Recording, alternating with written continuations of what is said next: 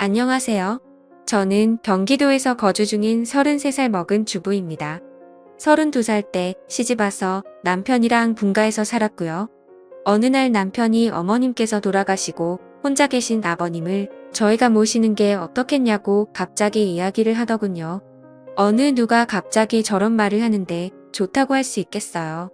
그 일로 남편이랑 많이 싸웠어요.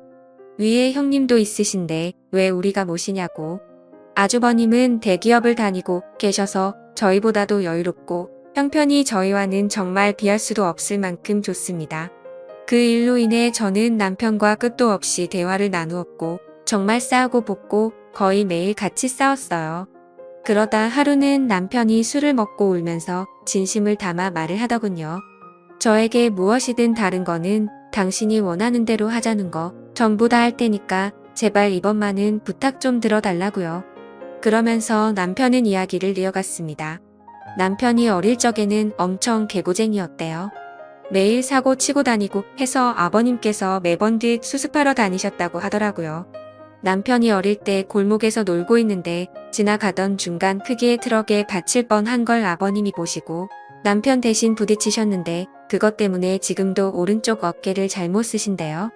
그리고 아버님 하시던 일이 노가다였는데 남편이 군 제대하고도 26살 때쯤까지 놀고 먹었더랍니다. 아버님이 남편을 늦게 낳으셔서 지금 아버님 연세가 68세 되세요. 남편은 33살이고요. 60세 넘으셨을 때도 노가다 하시면서 가족들 먹여 살리고 고생만 하셨다네요. 노가다를 오래 하면 시멘트 독이라고 하나? 하여튼 그것 때문에 손도 쩍쩍 갈라지셔서 겨울만 되면 많이 아파하신다고 하더라고요. 평생 모아오신 재산으로 마련하셨던 조그만한 집도 아주버님이랑 남편 결혼할 때 집장만 해주신다고 파시고 지금은 월세 내면서 원룸에 들어가서 사신다고 하더라고요. 그런데 어머님까지 돌아가시고 혼자 계신 거 보니 마음이 아파서 눈물이 자주 난다고 하더라고요. 저희가 살림이 넉넉했으면 이런 걱정도 안 할 텐데요. 저는 집에서 살림을 하는 평범한 주부이고 남편은 혼자 직장을 다니는데 일반적인 중소기업을 다니고 이직한 지 얼마 되지 않아 한 달에 세후 150 정도를 벌어옵니다. 그런데 그걸로 아버님께서 오시면 아무래도 반찬도 지금보다는 더 신경을 써야 할 것 같고 여러 가지로 많이 힘들 것 같더라고요. 심지어 그때는 제가 임신을 했어서 아이가 3개월 차인데 모든 부분이 힘겹더라고요. 그럼에도 부유하셨던 형님께서는 절대 아버님을 못 모신다고 강력히 못 박으셨고 아주버님도 그럴 생각이 없다라고 남편이 말을 하더라고요. 저렇게 철벽 방어를 하는데 어떻게 하겠습니까? 그리고 남편이 진심 어린 말들을 저렇게까지 했는데요.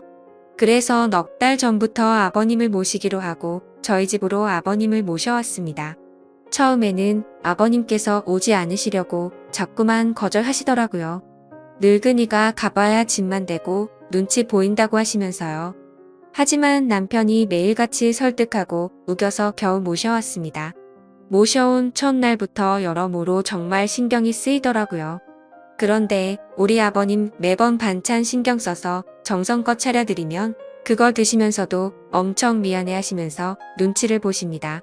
가끔씩 고기 반찬이나 맛있는 음식을 해드리면 아버님께서는 드시지 않고 남겨두셨다가 저희 남편이 퇴근하고 돌아오면 남편을 먹이더라고요. 그리고 저 먹으라고 일부러 드시지도 않고요.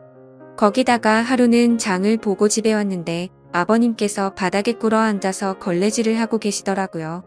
저는 그 모습을 보고 깜짝 놀라서 걸레를 빼앗으려고 했더니 괜찮다고 하시면서 끝까지 고집을 부리시면서 청소를 끝마치시더라고요. 그리고 식사를 드시고 나면 곧바로 빈 그릇을 들고 가셔서 설거지도 하십니다. 아버님께 하지 말라고 몇 번을 말씀드리고 그릇들을 뺏어도 보지만 아버님은 설거지를 하시는 게 그게 마음이 편하시답니다. 제가 왜 아버님의 마음을 모르겠어요. 이 못난 며느리 눈치 보이시니 그렇게 행동하시는 거 압니다. 그래서 저도 정말 더 마음이 아픕니다. 남편이 몰래 아버님 용돈을 드려도 그거 안 쓰고 모아두었다가 저에게 용돈 하라고 주십니다. 그렇게 저희는 부유하진 않지만 서로 애틋하고 마음을 써가면서 하루하루를 지내고 있었습니다. 그런데 어제는 정말 너무 많이 슬퍼서 펑펑 울었습니다. 아버님께 죄인이라도 된 듯해서 눈물이 왈칵 나오는데 참을 수가 없더라고요. 한 달 전쯤부터 아버님께서 아침에 나가시면 저녁 때쯤 들어오시더라고요. 어디 놀러라도 가시는 것 같아서 용돈을 드려도 받으시지도 않고 웃으시면서 다녀올게 하시면서 매일같이 나가셨습니다. 저는 그래서 그냥 집안에만 있으시기엔 답답하셔서 산책이라도 다녀오시다 보다 하고서 크게 생각을 하지는 않았습니다. 그런데 어제 장을 보러 슈퍼에 갔다가 아래층 주인 아주머니를 만나게 되었습니다. 그런데 그 주인 아주머니께서 제게 어렵게 말씀을 하시더라고요. 오다가 이 집 할아버지 봤는데 유모차에 박스 실어서 가던데. 이 말을 듣고 저는 상상조차 못 해봤던 일에 깜짝 놀랐습니다. 네, 맞습니다. 아버님 아들집에 살면서 돈 한 푼 못 버시는 게 마음에 걸리셨는지 불편한 몸 이끄시고 하루하루 그렇게 박스 주우시면서 돈을 버셨더라고요. 저는 그 이야기를 듣고 장을 보다 말고 밖으로 뛰쳐나갔습니다. 아버님 찾으려고 이리저리 돌아다녀도 안 보이시더라고요. 너무 죄송하고 가슴이 아파서 집에 들어와서 정말 한없이 엉엉 울었습니다. 한참을 울고 나서 남편에게 전화해 오늘의 상황을 말하니 남편도 아무 말이 없더군요. 한참의 정적이 흐르고 남편은 일찍 들어간다고 말하고 그렇게 통화를 끊었고 남편은 저녁 5시 조금 넘어서 평소보다 일찍 퇴근하고 들어왔습니다. 남편도 마음이 정말 안 좋은지 표정도 너무 어두웠고 집에 들어오자마자 가방만 내려두고 아버님을 찾으러 나간다고 하곤 바로 집 밖으로 나갔습니다. 제가 정말 바보였고 한심한 며느리였습니다. 그렇게 매일같이 나가셨는데 관심을 가지고 진작 이 사실을 알았어야 했는데 말이죠. 며칠 전부터 아버님께서 저 먹으라고 봉지에 들려 주시던 과일과 과자들을 받으면서도 아버님께서 사오신 것인지 일을 해서 사온 것인가라는 생각도 못했다니 정말 한심스럽습니다. 못난 며느리 눈치 안 보셔도 되는데 그게 불편하셨던지 아들 집 오셔서도 편하게 지내지도 못하시고 매일같이 눈치만 보시다 불편하신 몸 이끌고 그렇게 일을 하고 계셨다니. 친정에 저희 아빠도 고생만 하시다가 돌아가셨는데 돌아가신 아빠 생각도 나고 해서 그렇게 저는 또 다시 한참을 펑펑 울었습니다. 그날따라 아버님 웃으실 때 얼굴에 깊게 패인 많은 주름들과 평생 고생을 하셔서 손목에서 갈라진 피부가 자꾸 눈앞에 아른거리고 생각나면서 너무나도 죄송한 마음에 남편이 아버님이랑 들어올 때까지 울고 있었습니다. 남편이 아버님을 찾아 나가고 1시간 정도 좀 넘어서 남편이 아버님을 모시고 집으로 들어오더라고요. 아버님 들어오시면서도 제 눈치를 보시면서 뒤에 끌고 오던 유모차를 숨기시는 모습이 왜 그리 마음이 아플까요? 오히려 죄송해야 할 건 저인데요. 아버님께서 미안해하는 듯한 그런 모습이 가슴에 남아서 지금도 이 글을 적는데도 마음이 너무 아픕니다. 저는 아버님의 모습을 보자마자 아버님께 달려가서 죄송하다며 손을 꼭 붙잡고서 또 펑펑 울었습니다. 그러자 아버님께서는 매일 나 때문에 밥 차리느라 고생도 많고 편하게 있지 못하게 해서 내가 정말 미안하다면서 제 얼굴을 보면서 손을 꼭 붙잡아 주시면서 말씀하시는데 저는 눈물이 멈추지 않았습니다. 저는 그날 아버님의 손을 처음으로 만져봤습니다.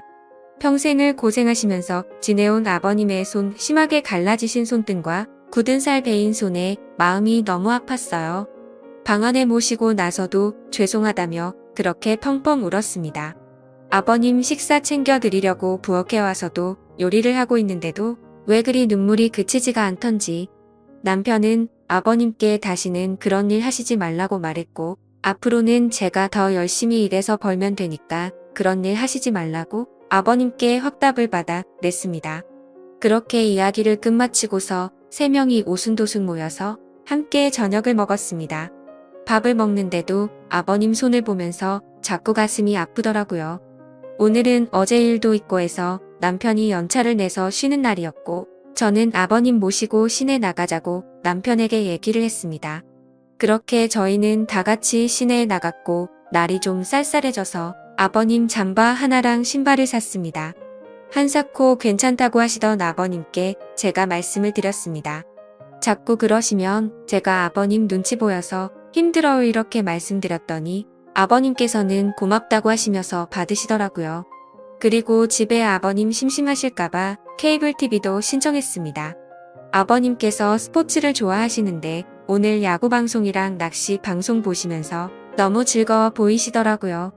조용히 다가가서 아버님 어깨를 만져드리는데 보기보다 정말 왜소하시더라고요. 제가 꽉 잡아도 부서질 것만 같은 그런 아버님의 어깨 지금까지 고생만 하시고 자식들 뒷바라지 하시느라 평생 헌신하시면서 살아오셨던 아버님의 그런 발자취들이 느껴지면서 저는 또 마음이 아파왔네요. 남편한테 말했어요. 저 평생 아버님 정말 친아버지처럼 생각하고 모신다고요. 비록 지금은 아버님께서 불편해 하시지만 언젠가는 친딸처럼 생각하시면서 대해 주실 때까지 정말 잘할 거라고요. 마지막으로 아버님 앞으로는 제 눈치 안 보셔도 돼요. 제가 그렇게 나쁜 며느리 아니잖아요. 아버님의 힘드신 희생이 없으셨다면 지금의 남편도 없잖아요. 그랬다면 지금의 저와 뱃속에 사랑스러운 손자도 없을 거예요. 저 아버님 싫어하지 않고 정말 사랑해요. 아버님 그러니 항상 건강하시고 오래오래 사셔야 돼요. 그리고 2번 다시 그렇게 일 안 하셔도 돼요. 저 허리띠 졸라 매고 알뜰하게 살게요.